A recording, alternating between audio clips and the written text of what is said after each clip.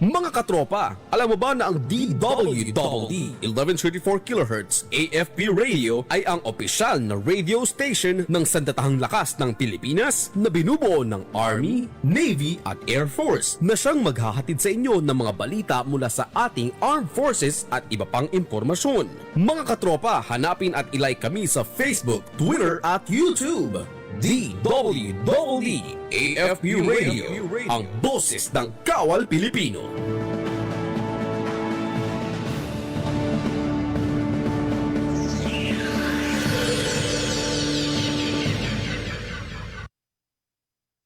Kapag napinsala ng bagyo, normal lang na panghinaan ng loob o malungkot. Ang mahalaga, ready tayong bumangon. Ikaw pa, Enoy ka. Kaya pagligtas ng bumalik sa bahay pagkatapos ng bagyo, i-check agad kung may nasira dito. Make sure na hindi basa ang mga outlet ng kuryente bago buksan ang main switch. Kung may nakita namang sira sa mga kable ng kuryente, i-report agad sa otoridad. Itapon din ang mga naipong tubig ulan para hindi ito pamahayan ng lamok. Babangon ka, di ba? Babangon. Ikaw pa. #panatag ang may alam.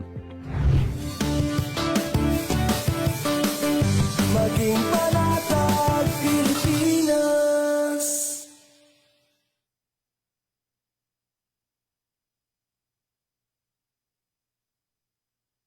Sa dami ng mga nangyayari ngayon, sigurado ka bang tama ang lahat ng naririnig at nababasa mo? Bago ka mag-react o mag-share, think ka muna! Ang Think Ka Muna Pilipinas ay isang media and information literacy advocacy campaign ng MediaQuest kasama ang KBP at ang himpilang ito na nagpapaalala sa atin na mag-pause, mag-isip-isip at kumilos ng may alam. Dahil ang goal, isang mas informed, listo at responsableng Pilipinas. Think Ka Muna Pilipinas! Dahil sa atin magmumula ang isang mas mapanuring bansa. Ito ang DWDD 1134 kHz AM. Balita, impormasyon at musika. Ito ang DWDD AFP Radio. Boses ng Kawal Pilipino.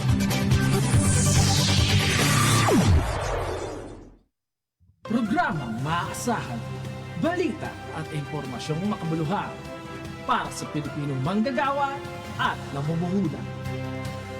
Ito ang Dole sa AFP Radio. Usapang trabaho, oportunidad, karapatan at proteksyon mula sa Department of Labor and Employment. Ito ang Dole sa AFP Radio. Luzon, Visayas, hanggang Mindanao. Sama-sama natin talakayin ang mga programa at serbisyo ng kagawaran. Ito ang Dole sa AFP Radio.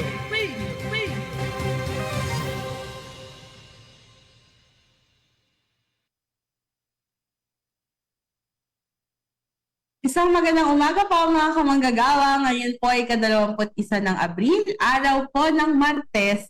Hatid muli ng Department of Labor and Employment ang programang Dole sa AFP Radio. Ako pa rin po ang inyong lingkod, Carla Malaban. Ako naman po si Team Laderas. Hatid namin ang isa na naman pong oras ng talakayan ng mga napapanahong balita at mga mahalagang impormasyon tungkol sa paggawa at panghanap buhay sa ating bansa. Umati muna tayong partner sa ating mga kamanggagawan at namumuhunan na nanonood sa atin ngayon. Good morning po sa inyo sa mga nakatutok sa atin via Armed Forces Radio Channel DWDD 1134 kHz. At syempre po, napapanood nyo rin po kami via live stream sa aming Facebook pages, the Department of Labor and Employment, pati na rin AFP Radio, DWDD official Facebook pages. Kaya i-like, mag-comment at huwag kalimutang i-share ang ating episode para mas marami pang kamanggagawa at namumuhunan ang maabot ng ating programa. Yan, tama no, Sir T. Good morning mga kamanggagawa at syempre sa ating mga namumuhunan na laging nakatutok at nakikinig sa atin sa Dole sa AFP Radio. Kamusta po kayo? Kamusta ka-partner. Oo. Ano naman, no? Alive na alive. na. Yes, oo.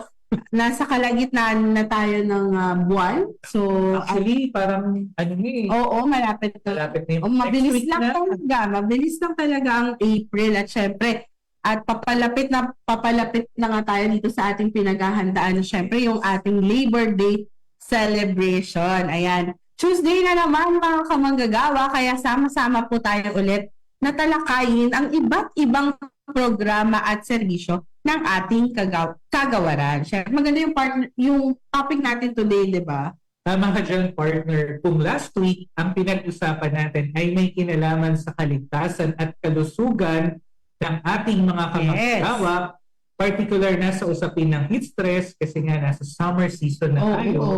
Ngayon namang araw na ito, ibang aspeto ng health and safety ang ating pag-uusapan. At ito ay kaugnay ng nalalapit na pagdiriwang ng World Day for Safety and Health at Work ngayong 2026. Tama yan, partner, no? Tayo kasi dito sa DOLE, ina-acknowledge natin na yung pagdating sa kalusugan at kaligtasan ng ating manggagawa, dapat holistic yung approach natin. So, hindi lang tayo tumitingin dun sa physical, yung kung paano ba yung physical na itsura ng mga workplaces natin. Gusto natin makita dapat yung ating mga manggagawa, yung kanilang mental and psychosocial health okay din, 'di ba? Kaya't mamaya para pag-usapan natin yung nalalapit na pagdiriwang ng World Day for Safety and Health, makakasama natin si Engineer Jose Maria S. Batino, ang Executive Director ng Occupational Safety and Health Center, para mabigyan tayo ng detalye sa mga preparasyon at mga programang nakahanda para sa nasabing pagdiriwang. Bago yan, pakinggan muna natin ang good news ngayong umaga. Good news po mga kamanggagawa, tupad tuloy pasada program, inulunsad para sa mga tsuper na apektado ng oil emergency. Pakinggan po natin ang balita mula kay Gasol May Tispe. DOLE inilunsad ang tupad tuloy pasada para suportahan ang kita ng mga driver. Inilunsad ng Department of Labor and Employment o DOLE ang tupad tuloy pasada upang matulungan ang mga driver na kumita at mapanatili ang biyahe ng pampublikong transportasyon. Pinatupad ang programa katuwang Department of Transportation bilang bahagi ng tugon ng pamahalaan sa tumataas na presyo ng langis. Sa ilalim ng programa, ang mga driver ay tumatanggap ng minimum na sahod sa loob ng 20 araw bukod pa sa kanilang arawang kita sa pasada. Unang nakinabang dito ang mahigit 100 public utility jeepney drivers na bumabiyahe sa piling ruta sa Metro Manila. As of April 15, nasa mahigit 700 beneficiaries na ang nakapagsimula ng kanilang trabaho sa ilalim ng tupad tuloy pasada program. Pakinggan naman natin ang good news mula sa Central Luzon, hatid ni Lay Ordonez. Second tranche ng wage hike sa Central Luzon ay epektibo na. Libo-libong minimum wage earners sa Central Luzon ang makikinabang sa tuluyang pagpapatupad ng wage increase simula Abril 16. Sa ilalim ng ikalawang tranche, umabot na sa 600 piso ang daily minimum wage para sa non-agriculture workers, 570 piso para sa agriculture, at 570 piso para sa retail at service sa ilang lalawigan. Sa Aurora, naitaas naman ang sahod sa 560 piso para sa non-agriculture, 540 piso para sa agriculture, at 515 piso para sa retail at service workers. Ayon sa DOLE, napapanahon ng aumento upang makatulong sa mga manggagawa na nakaharap sa pagtaas ng gastusin dulot ng pagmahal ng langis. Wala ring naitalang employer na humiling ng exemption sa wage hike na nagpapakita ng pagsunod ng mga negosyo sa patakaran. At trabaho at kabuhayan naman para sa mga displaced workers ng Region 7. Pakinggan natin ang balita mula kay Denzel Sandigan. 580 displaced workers tinulungan ng DOLE 7 sa trabaho at kabuhayan. Umaabot na sa 580 manggagawa ang tinutulungan ng DOLE Central Visayas matapos magsara ang Panfil Sportswear Inc. Sa bilang na ito, 563 empleyado na ang nakatanggap ng separation pay na mahigit 17 milyong piso. Tinututukan naman ng DOLE ang maayos na pamamahagi nito. Nagbibigay din ng DOLE ng tulong sa kabuhayan sa ilalim ng DOLE Integrated Livelihood Program, kung saan sumasailalim sa orientation at validation ang mga interesadong benepisyaryo. Tinutulungan din ang mga manggagawa na makakuha ng benepisyo mula sa SSS Unemployment Benefit habang naghahanap ng bagong trabaho. Nagsagawa rin ng job fairs ang DOLE, katuwang ang PESO, upang direktang maiugnay ang mga displaced workers sa mga employer. Mahigit 200 manggagawa ang sumailalim na sa assessment para sa posibleng trabaho sa isang garment company at inaasahang madaragdagan pa ang mga matatanggap. Ito talagang mga job fairs natin na to, partner, talagang monthly, laging merong nangyayari sa ating mga, hindi lang dito sa Metro Manila, pati sa mga regions, kasi parte din to ng ating pagtalima dun sa direktiba, syempre ni President Marcos Jr. at syempre ni Secretary, na patuloy yung paggawa natin ng mga job fairs, pagbibigay natin ng mga trabaho para sa ating mga kamanggagawa. At in relation nga dun sa mga ginaganap na job fairs, abangan nila yung gaganapin namang nationwide job fairs para sa celebration ng Labor Day. Oo. Kaya dapat lagi silang nakafollow sa ating mga social media at pati na rin sa ating website, dahil diyan talaga tayo nag-update para din makapag-ready yung ating mga kamanggagawa kung ano yung kanilang mga dapat dalhin sa kanilang mga pagsali sa ating mga job fairs. At pakinggan naman natin ang good news mula naman sa rehiyon ng Northern Mindanao. Balita mula kay Margarita Garcian. 49 na manggagawa sa Pagadian nakatanggap ng mahigit 1 milyong settlements sa tulong ng DOLE SENA. 49 na manggagawa sa Pagadian City ang nakatanggap ng mahigit 1 milyong piso matapos maayos ang kanilang reklamo sa tulong ng DOLE Single Entry Approach o SENA. Nagmula ang kaso sa mga claim para sa 13th month pay, service incentive leave at holiday pay. Naresolba ang usapin matapos ang serye ng conciliation conference kung saan nagkasundo ang manggagawa at management.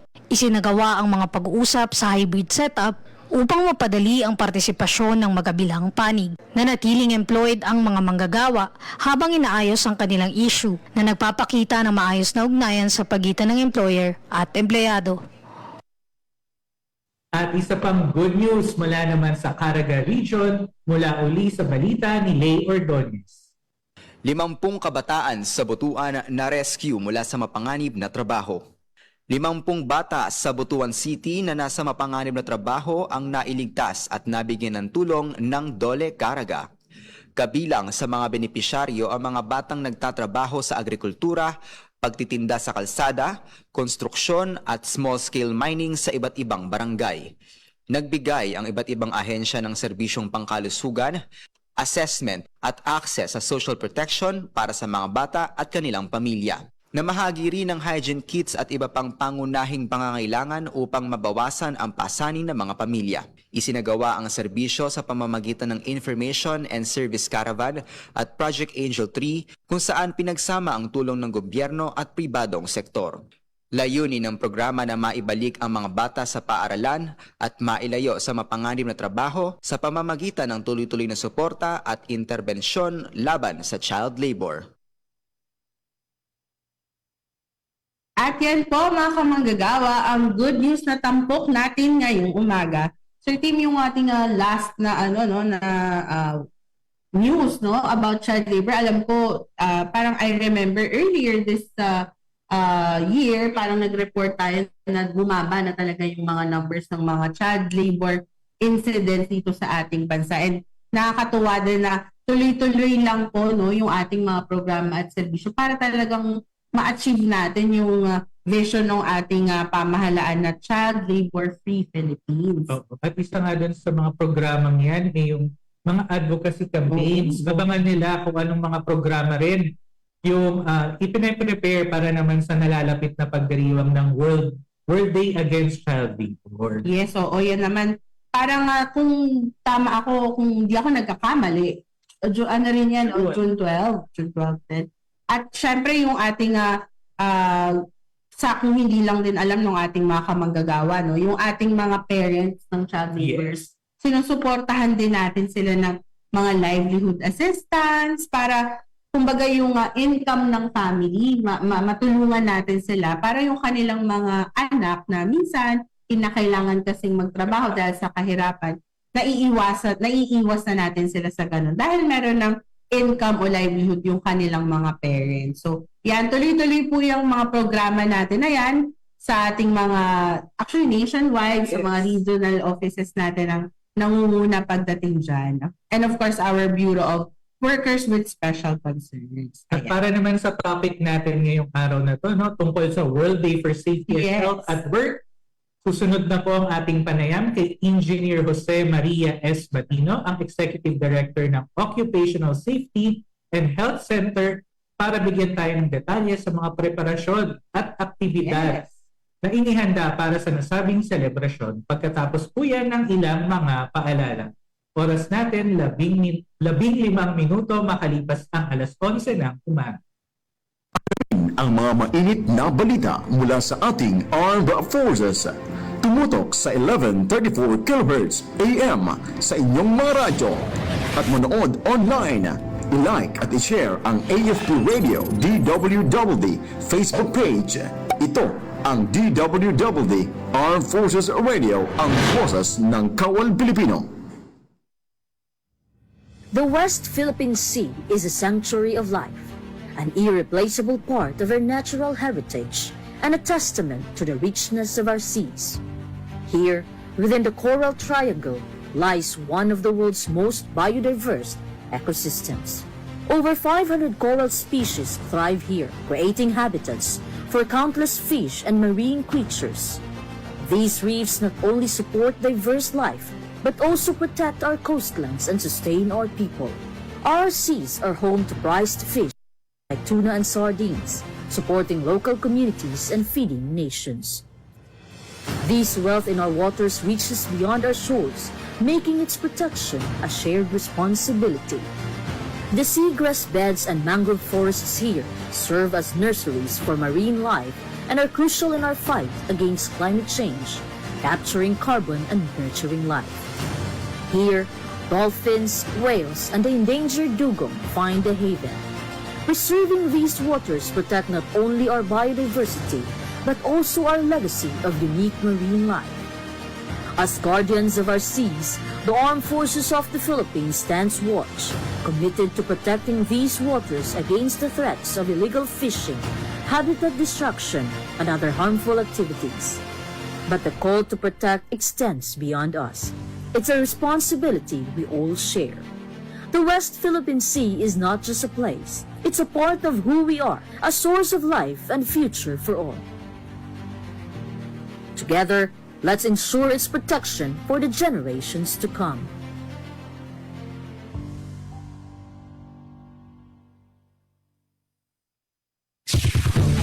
Ito ang DWWD 1134 kHz AM. Balita, impormasyon at musika. Ito ang DWWD AFP Radio. Boses ng Kawal Pilipino.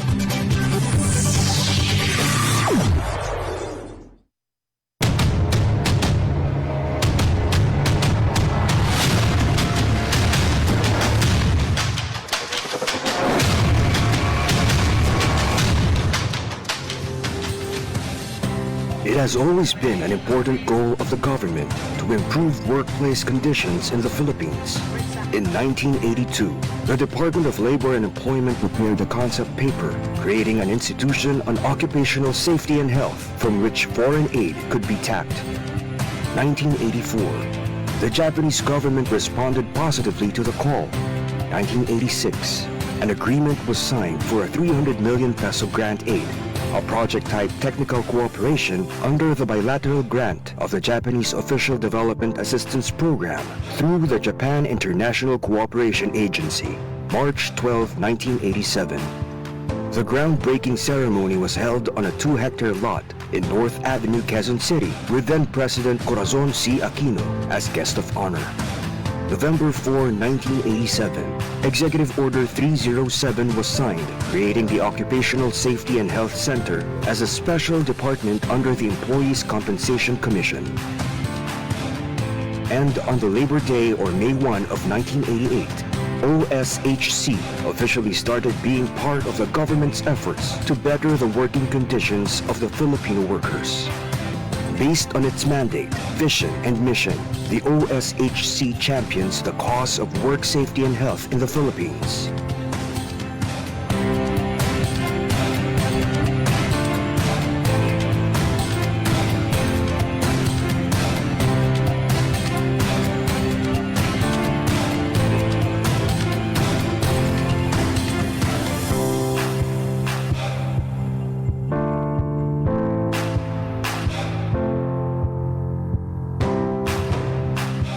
Programs to promote health and safety of workers are carried out through the following.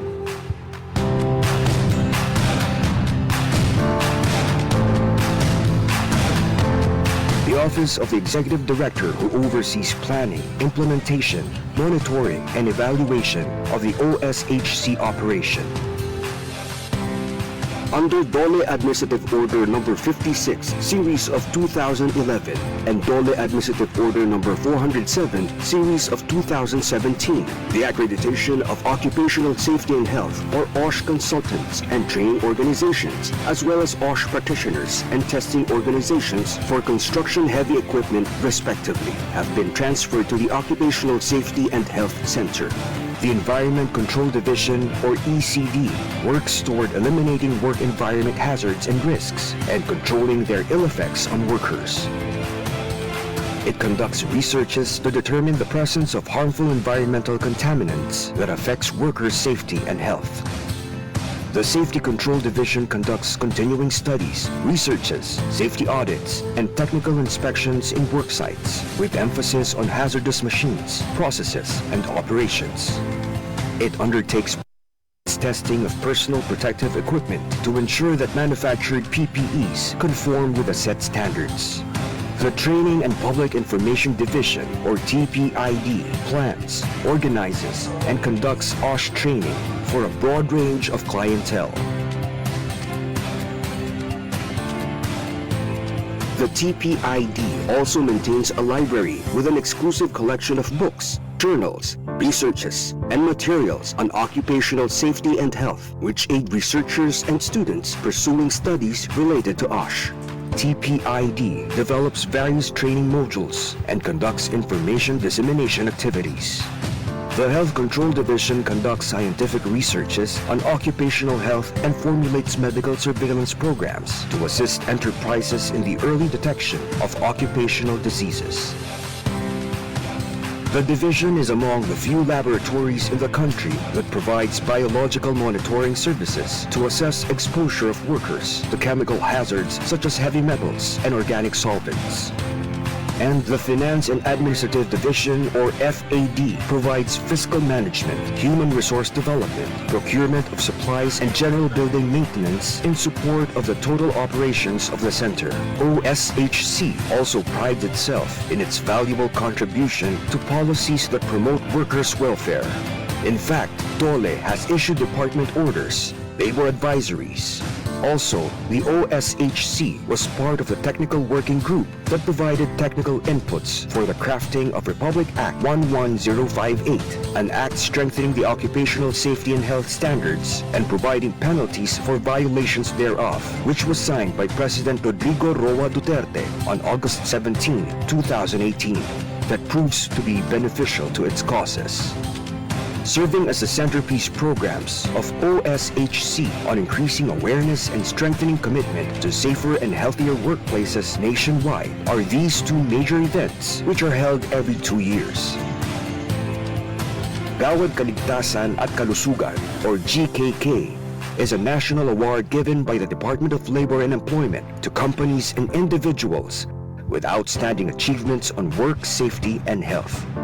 The National Occupational Safety and Health, or NOSH Congress, a venue for exchange of experiences and news trends on OSH. And Vision 1 Million, which aims to promote the culture of occupational safety and health as a way of life for all Filipinos. Ligtas ang maingat is not just a hashtag for OSHC. It's a way of life for the people, for the workers, and for the nation.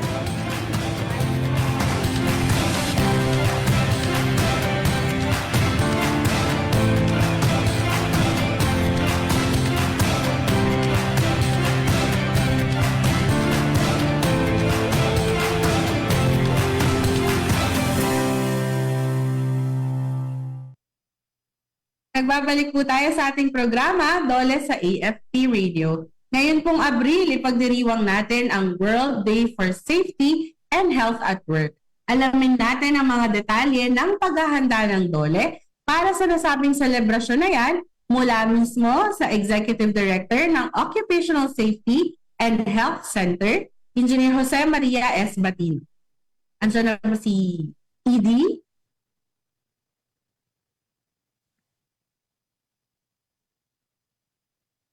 Ayan, so wala pa ata si ED, Sir Team. So, ito palang World Day for Safety and Health at Work, Sir Team. Every year natin ito na isa-celebrate. Every April yan. And for this year, April 28, yung celebration natin. At itong ang celebration patungkol sa World Day for Safety and Health at Work ay nakatuon, syempre dun sa mga emerging issues na ina-address mismo ng kagawaran para ma-ensure natin na magiging ligtas at produktibo din yung ating syempre yun ang gusto natin, no? Kaya natin sila gusto na mailagay sa mga ligtas at malusog na pagawaan para tuloy-tuloy yung pagiging produktibo ng ating mga, hindi lang ng ating mga manggagawa, but yung businesses mismo, no? Yung mga enterprise, dahil gusto natin makakontribute syempre sa ating economy. At syempre, ang naaalala ko dito, partner, last year, ang ating tinugunan ay yung digital, digitalization, kumbaga, sa world of work. At ngayon naman ay mental and psychosocial awareness. Very timely. Yes, oo. Kasi gusto natin, no, yung ating mga kamanggagawa, sabi ko nga kanina, holistic yung approach natin.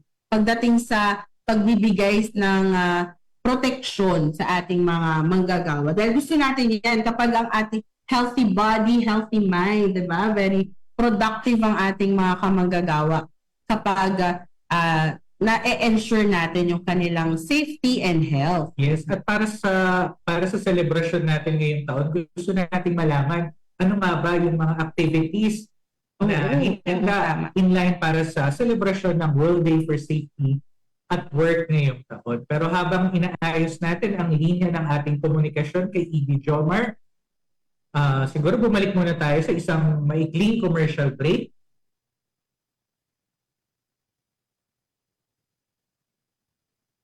Sa dami ng mga nangyayari ngayon, sigurado ka bang tama ang lahat ng naririnig at nababasa mo?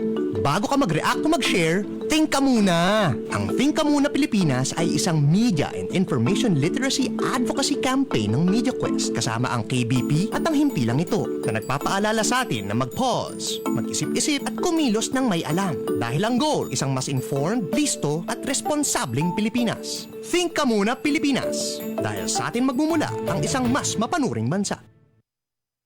Ding dong! Uy, may safety tips for you. Pwedeng para sa lindol, pero pwede rin pang love life mo. Number 1, iwasan maglagay ng mga babasagin sa mataas na lugar para iwas ma-fall kapag may malakas na lindol. Number 2, make sure na alam ng lahat ang emergency exit para makalabas agad pag ayaw mo na. Kapag tapos na ang lindol. And number 3, speaking of exit, dapat may label. Mahirap kasi kapag walang label. Ang fire exit, fire extinguisher at iba pang emergency equipment. Simple tips para ligtas ang puso at sarili sa panahon ng sakuna. #panatag ang may alam. Maging panatag Pilipinas. Alamin ang mga mainit na balita mula sa ating Armed Forces. Tumutok sa 1134 kHz AM sa inyong mga radyo. At manood online. I-like at i-share ang AFP Radio DWWD Facebook page. Ito ang DWWD Armed Forces Radio, ang boses ng Kawal Pilipino. Ito ang DWWD 1134 kHz AM. Balita, impormasyon at musika. Ito ang DWWD AFP Radio. Boses ng Kawal Pilipino.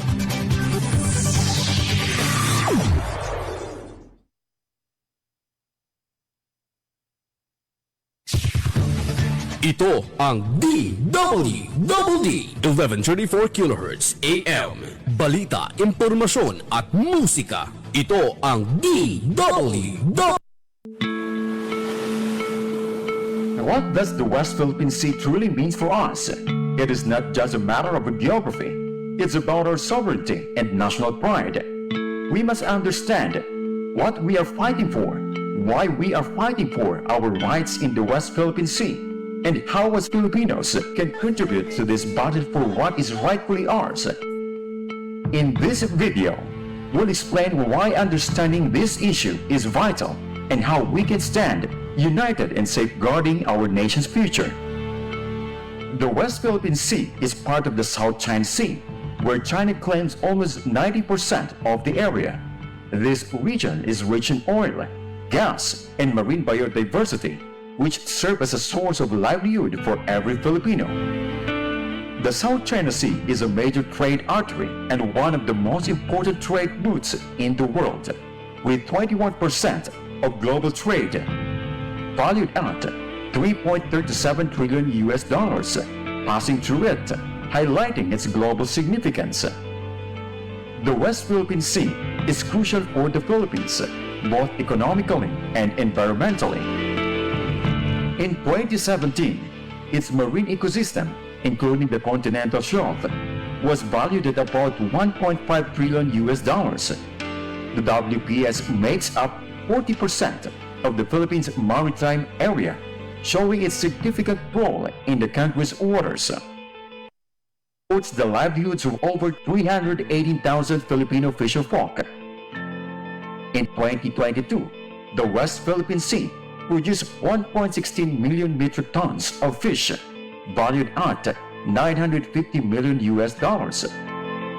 These numbers highlight the WPS' vital importance to the Philippines' economy and national security. China seeks sovereignty over the South China Sea, using economic and military power to assert dominance.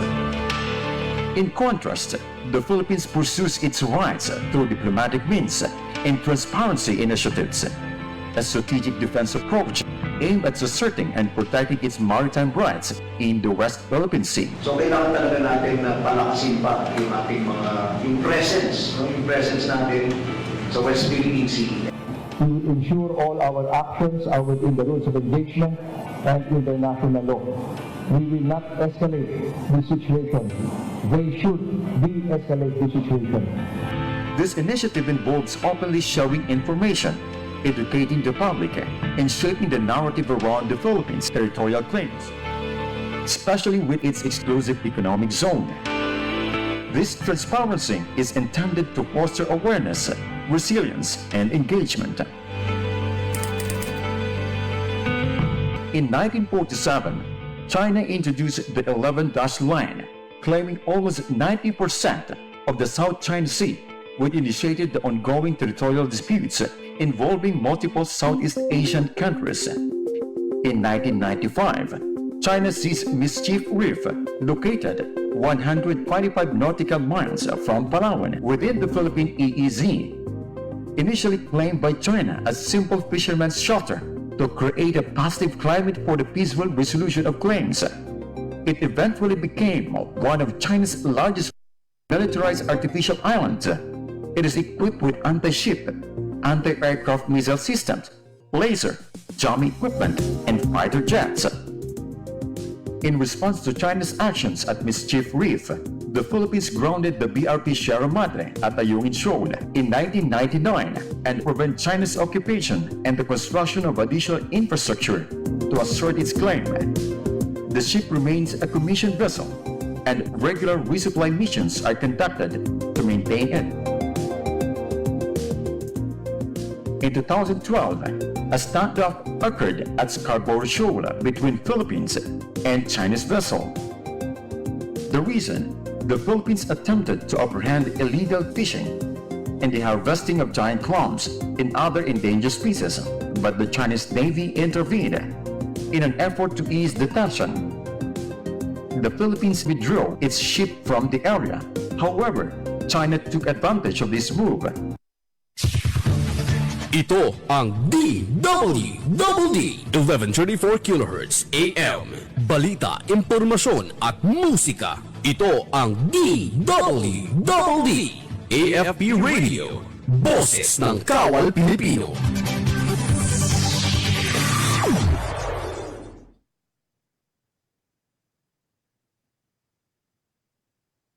At nagbabalik po tayo sa Dole sa AFP Radio. Ayan, partner. Kasama na natin ngayon para pag-usapan ang detalye at ano nga ba ang inihahanda ng Department of Labor and Employment kaugnay sa ating selebrasyon ngayong taon ng World Day for Safety and Health at Work.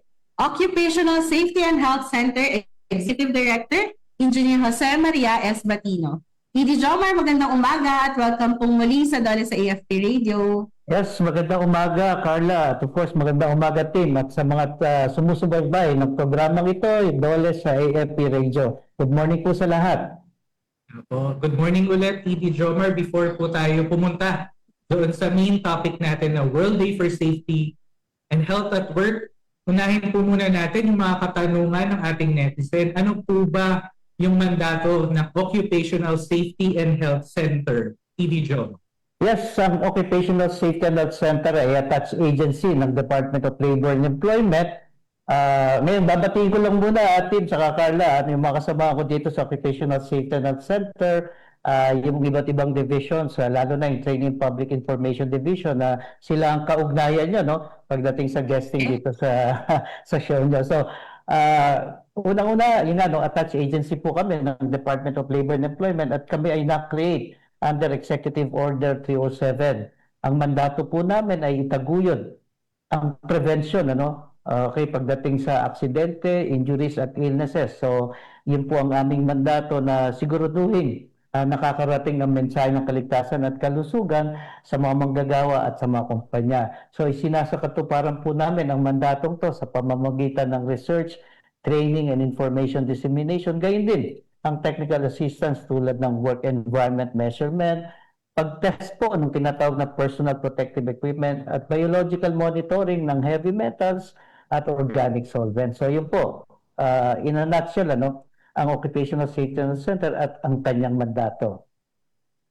Hindi pagdating po ba dun sa term na Occupational Safety and Health, ano po ba yung ibig sabihin nito and gaano po ba ito dapat alam ng ating mga manggagawa, ED? Ang Occupational Safety Net o kaligtasan at kalusugan sa paggawa ay tumutukoy sa lahat ng aspeto ng kaligtasan at kalusugan sa lugar ng trabaho. Layunin nito na maiwasan ang aksidente, pinsala at pagkakasakit na may kaugnayan sa trabaho sa pamamagitan ng sistematikong pagtukoy, pagsusuri at pagkontrol ng mga hazard tulad ng chemical, physical, ergonomics, biological at psychosocial risk. So kung narinig niyo yung term na HIRAC, Hazard Identification, Risk Assessment and Control, yun po ang pangunahing instrument o tool, okay, para makapagtalaga ka ng responsive na programa sa kaligtasan at kalusugan. At since pinag-uusapan na natin yung OSH, at dahil meron naman tayong umiiral na Occupational Safety and Health Law, ED Jomar, ano po ba yung mga responsibilidad ng mga employers, gayon din ng mga manggagawa para masiguro na ligtas ang kanilang workplace?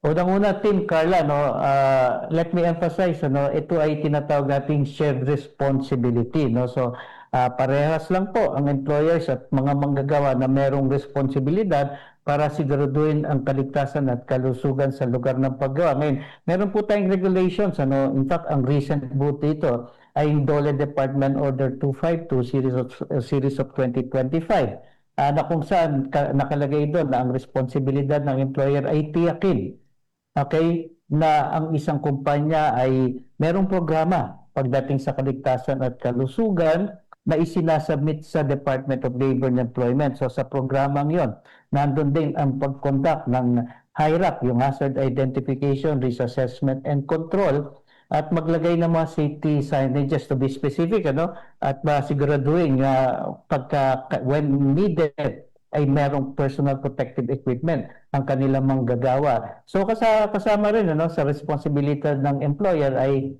mag-register po, okay, sa DOLE under Rule 1020 of the Occupational Safety and Health Standards. So kasama rin sa tinatawag nating comprehensive occupational safety and health program yung pagpapatupad ng health domains tulad ng drug-free workplace, mental health program, anti-sexual harassment, TB prevention and control, cancer prevention and control, hepatitis B, HIV and AIDS awareness, at smoke-free policy in the workplace. Yung ngayon, on the other side naman po, on the other hand, ito naman po ang responsibilidad ng bawat manggagawa.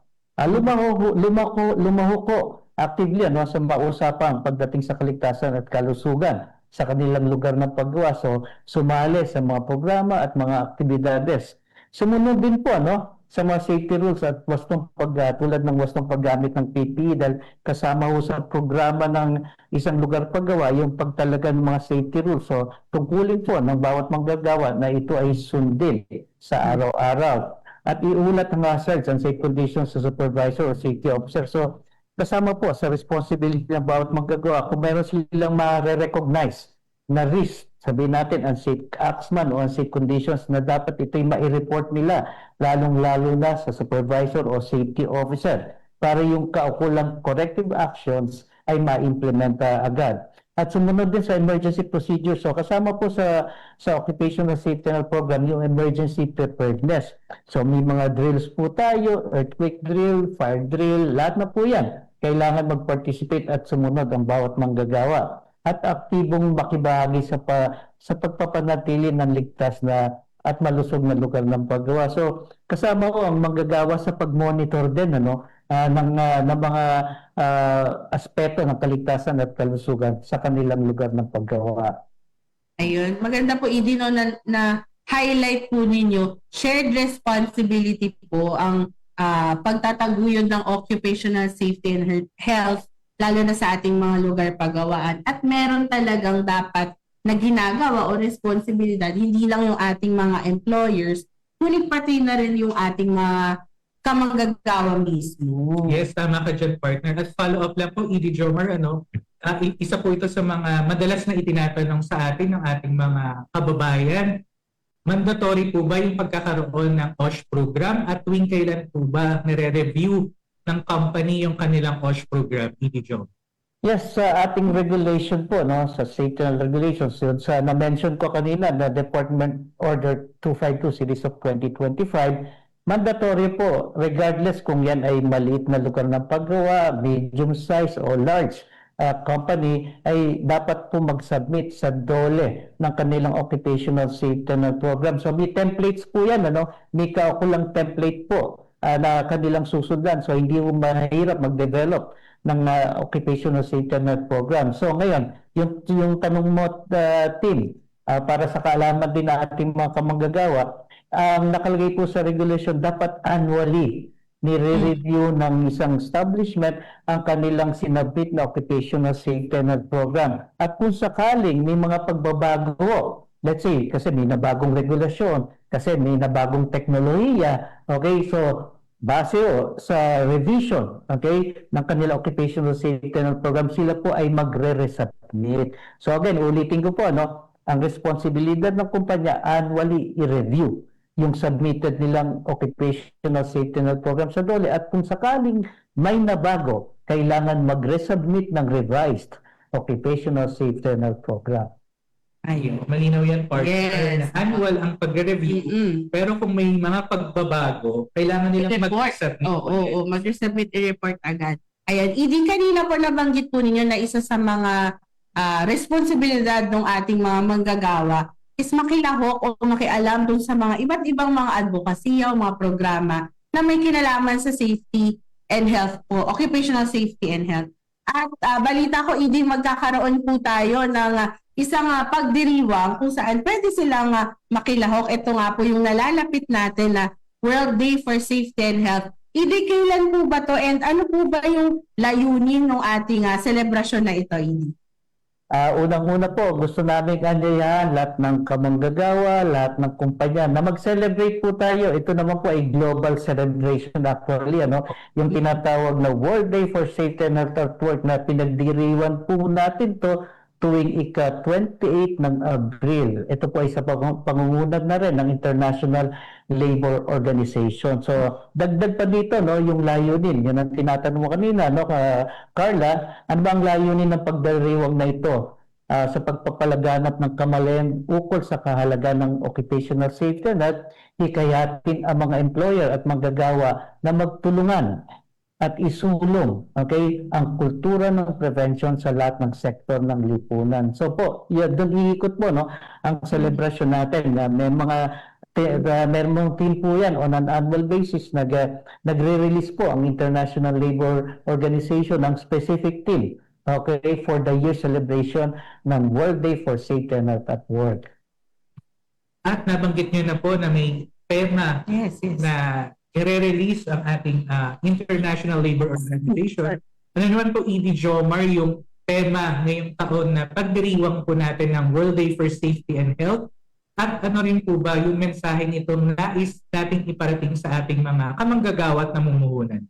So for 2026 po, no, for this year, ang tema ng ating celebration ng World Day for Safety and Health at Work ay Let's Ensure a Healthy Psychosocial Working Environment. Ngayon, ang temang ito ay nagbibigay diin sa kahalagaan ng psychosocial work environment na tumutukoy sa paraan kung paano disenyo, i-organize at pinamamahalaan ang trabaho, pati na rin ang polisiya at gawain ng organisasyon na humuhubog sa araw-araw na karanasan ng mga manggagawa.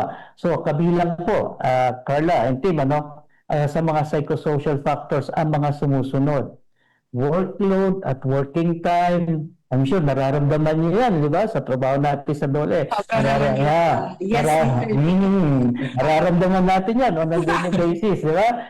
Yung role clarity, di ba? Maliwanag dapat anong responsibility, yung autonomy, di ba? So, hindi ba tayo sa DOLE na depende sa span of control natin maggawa ng mga decision making at yung suporta from among our peers, management at yung fair and transparent process din. So malaki ang epekto ng mga ito sa kaligtasan at kalusugan at performance ng mga manggagawa. Kapag ang mga factors na to, itong mga factors na to ay actually nagdudulot ng stress, burnout o iba pang negatibong epekto. Tinuturing itong psychosocial hazards na kailangan tukuyin at pamahalaan o i-manage tulad ng physical, chemical at biological hazards.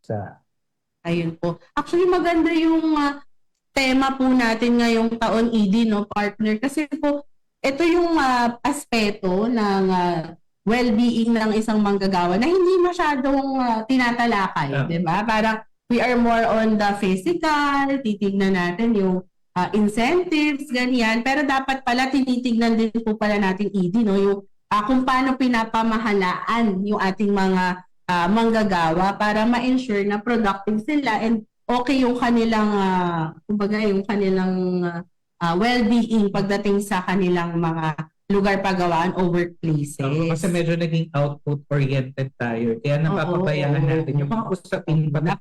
May kahalagahan pala yung relasyon mo with your peers, di ba? Yung mga ganun. So, kaya kino-consider din natin dapat yan para sa health and safety ng ating mga workers. At nabanggit nga kanina, partner ni ED Jomar, bahagi pala ito ng workplace safety. Yes. Overall. Ayun po. ED, kaugnay po dun sa inyong mga i-share po na kung ano po yung layunin o tema ng ating celebration ngayong taon. Ano-ano po ba yung mga aktibidad na isinasagawa po ng DOLE sa pangunguna nga po ng OSH at pati na rin po ng Bureau of Working Condition at ang mga katuwang na ahensya po natin para sa celebrasyong ito, ED? Yung celebration po ng DOLE at ng mga attached agencies ay gagawin dito sa Ichikawa Hall, dito sa auditorium po ng Occupational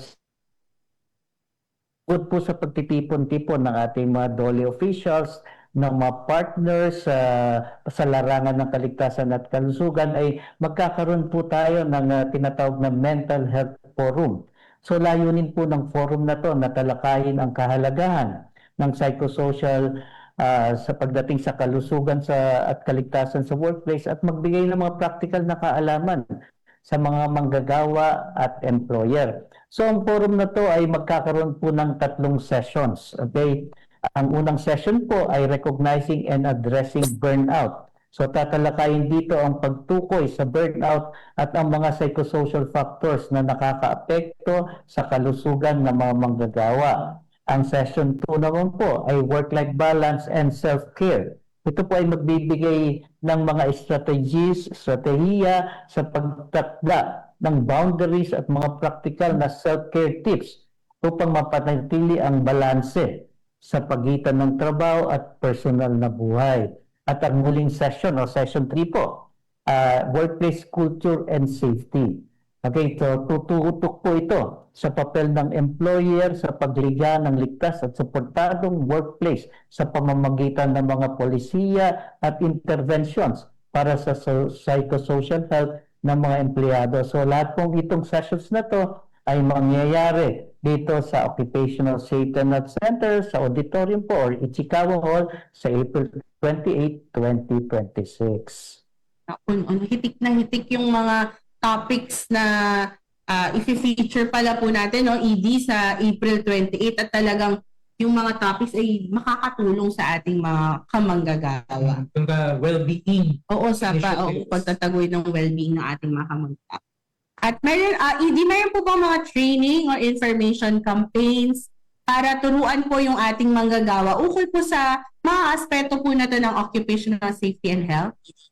Yes, tuloy-tuloy po ang pagsasagawa ng Occupational Safety and Health Center ng mga kasanayan o training at mga advokasya. So meron po tayong mga libreng online na mandatory at advanced training. So kasama na po dito So libre pag online kasama po dito ang Basic Occupational Safety and Health. Meron po tayong tinatawag na BOSH for Safety Officer 1 at meron din tayong tinatawag na BOSH for Safety Officer 2. At nandiyan din po as part ng mandatory na kasanayan o training ay Construction Occupational Safety and Health Training. So ito po ay open sa ating mga manggagawa both sa public at private sector. So dito natin hinuhubugo ang kaalaman ng isang safety officer at kanyang kakayanan, okay, pagdating sa hazard identification, risk assessment and control. Yun na, nabanggit ko na yung HIRAC, pag-determine ng unsafe conditions at pagsagawa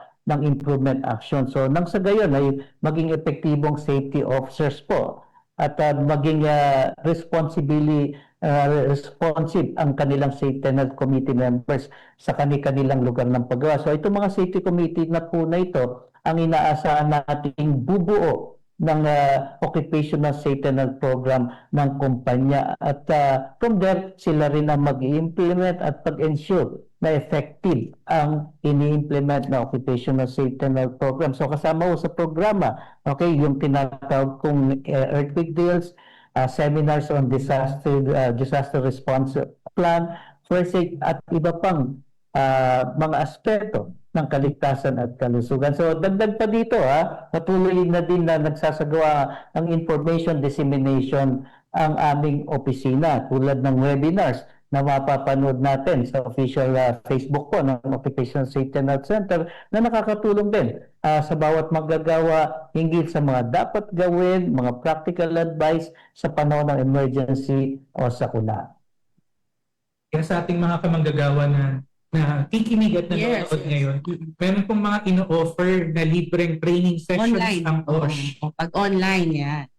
Maaari lamang syempre kayong tumungo, bisitahin yung kanilang Facebook page at website para malaman niyo po yung buong detalye ng iba't ibang mga trainings na maaari niyo pong i-avail mula sa Occupational Safety and Health Center.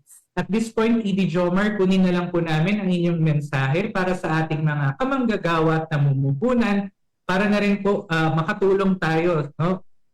Since joint responsibility, shared responsibility, para po mas mapalakas pa natin yung kultura ng kaligtasan at kalusugan sa bawat lugar ng paggawain.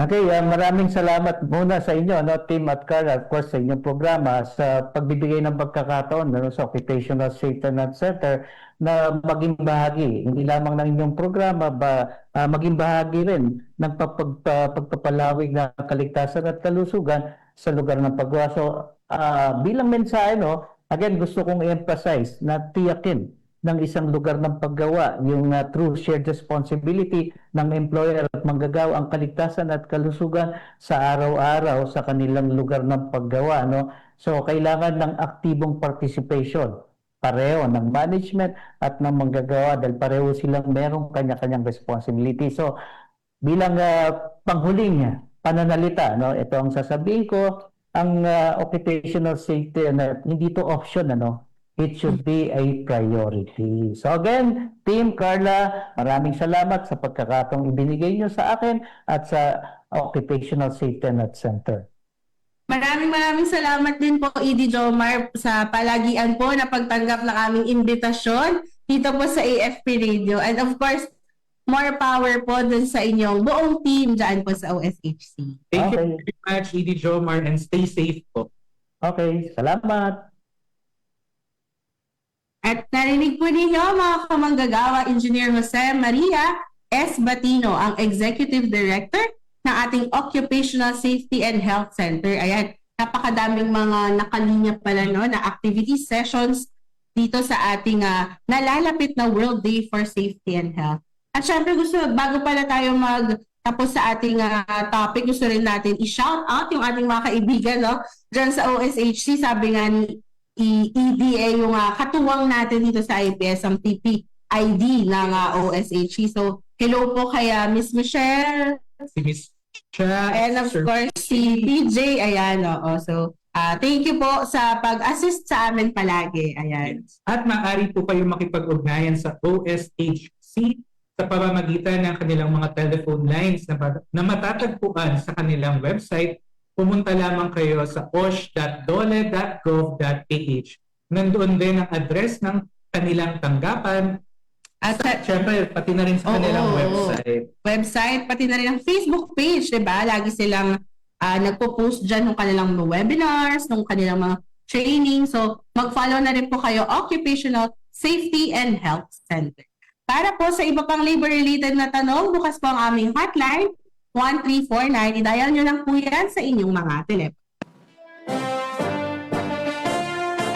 Bukod sa pagtawag, maaari din kayong mag-send ng email sa hotline 1349 at dole.gov.ph o mag-direct message sa aming Facebook page para sa inyong mga labor and employment concerns.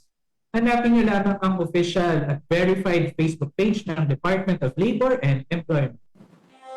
I-like nyo na rin po, mga kamanggagawa, at i-follow ang aming TikTok, Instagram, X, YouTube, at YouTube accounts para naman lagi kayong updated sa aming mga programa na hatid para sa inyo. I-type nyo lang po at dolegov_PH. Kami rin po ay nasa Viber. Follow nyo lang po ang #Serbisyong Dole Viber Community Channel. Natin muling nagwagayway, mga Isa na naman pong episode ng ating napagsamahan, mga kamanggagawa. Sa susunod na episode, abangan ko anong programa ng Dole ang ating pag-uusapan dito sa programa sa ngalan ng aming mga kasamahan sa Information and Publication Service at sa tulong ng ating mga katropa sa Armed Forces of the Philippines Radio at syempre sa team ng Occupational Safety and Health Center. Ako po muli si Tim Laden. At ako naman po, Carla Malabanan, tutok lang po ulit sa susunod na episode ng ating programa para sa iba pang mga serbisyong hatid ng Dole sa bawat manggagawang Pilipino. Dito lamang po yan sa Dole sa AFP Radio. Ang oras po natin, 11:58 a.m. Programang maaasahan, balita at impormasyong makabuluhan para sa Pilipinong manggagawa at namumuhunan. Ito ang Dole sa AFP Radio. Usapang trabaho, oportunidad, karapatan at proteksyon mula sa Department of Labor and Employment. Ito ang Dole sa AFP Radio. Luzon, Visayas, hanggang Mindanao. Sama-sama natin talakayin ang mga programa at serbisyo ng kagawaran. Ito ang Dole sa AFP Radio. Kayo ay nakatutok sa DWDD AFP Radio. Kami po ay kasapi ng KBP, Kapisanan ng mga Broadcaster ng Pilipinas.